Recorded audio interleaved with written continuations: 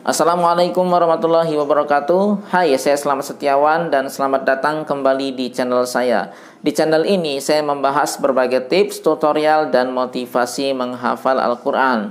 So, jika kalian baru menemukan channel ini dan tertarik dengan konten-kontennya, jangan ragu untuk klik tombol subscribe yang ada di bawah video ini. Sobat Quran yang dimuliakan Allah Subhanahu wa Ta'ala, banyak para penghafal Al-Quran yang memiliki semangat luar biasa besarnya pada awalnya ketika memulai menghafal. Tapi tidak semua mereka mampu menyelesaikan hafalannya. Bahkan yang berguguran di tengah jalan lebih banyak daripada mereka yang berhasil. Penyebabnya adalah karena mereka tidak memiliki persiapan atau i'dad sebelum mereka mulai menghafal Al-Quran. Karena menghafal ini adalah sebuah amalan yang berat, yang besar, yang membutuhkan tenaga, pikiran, dan waktu yang banyak sekali.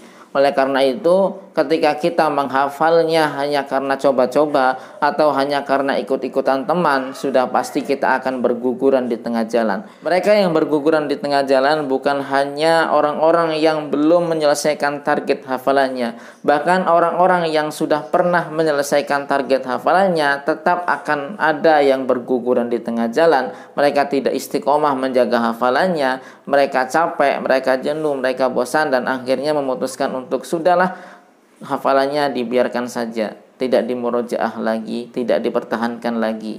Berbicara i'dad, Al-Quran menyebutnya dalam surat Al-Anfal ayat ke-60. Wa a'iddu lahum mastata'tum min quwwatin wa birribatil khayli turhibuna bihi aduwallahi wa aduwakum wa akharina min dunihim la ta'lamunahumullahu ya'lamuhum wa ma tunfiqu min syai'in fi sabilillahi waffa ilaikum wa antum la tudlamun. Ayat ini berbicara tentang pentingnya persiapan yang dilakukan dengan maksimal, dengan segenap kemampuan untuk menghadapi musuh-musuh Allah Subhanahu wa Ta'ala.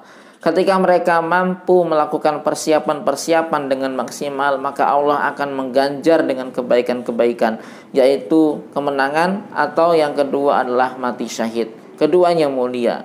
Maka menghafal Al-Quran pun memerlukan sebuah i'dad, yaitu persiapan yang dilakukan dengan maksimal dengan segenap kemampuan yang kita miliki. Maka ketika kita mampu melakukan i'dad dengan baik, insya Allah apa yang kita lakukan dalam proses menghafal Al-Quran akan diganjar kebaikan oleh Allah Subhanahu wa Ta'ala.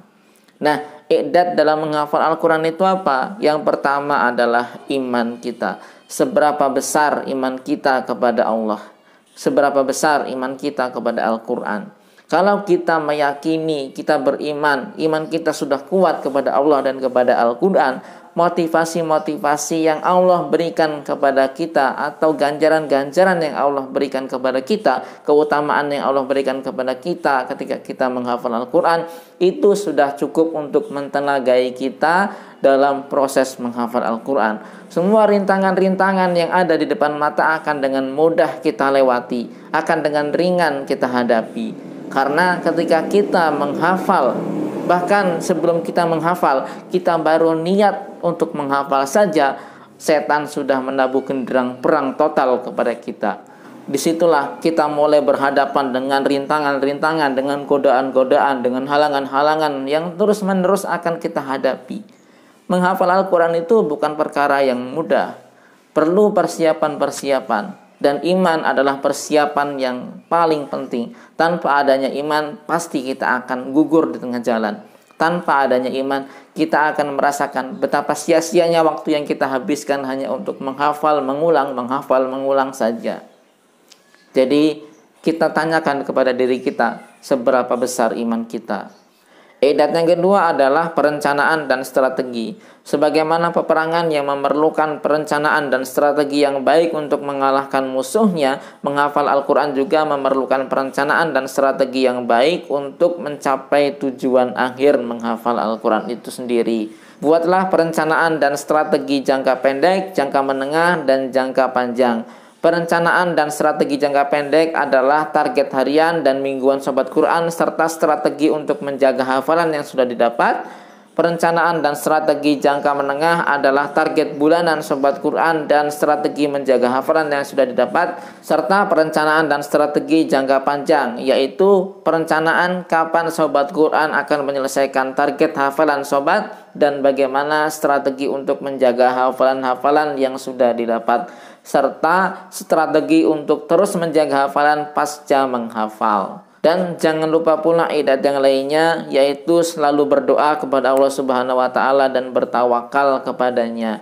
Oke, itu dia. Mudah-mudahan video ini bisa bermanfaat untuk kita semuanya dan kita bertemu lagi di video berikutnya. Assalamualaikum warahmatullahi wabarakatuh.